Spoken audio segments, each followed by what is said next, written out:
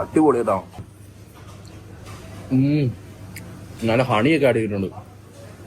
അകത്തെ മാംസം കുറച്ച് വെച്ചാൽ അമ്പൂട്ടല് പുറത്തെ തൊലി തിന്നു.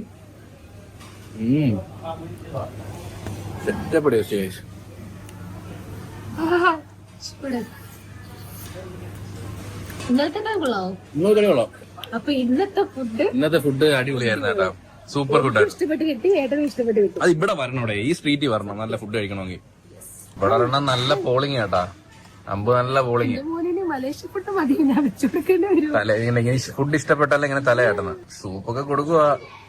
അതിനകത്ത് ഇതിന്റെ റൈസ് ആട്ടോ, ഇത് മൈദയല്ല. Rice noodles ആക്കിയതാട്ടോ.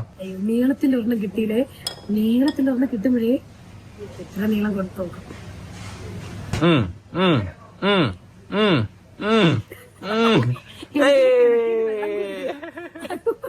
കഴിച്ചത് 39.50 MYR. അപ്പൊ നമ്മുടെ നാട്ടിൽ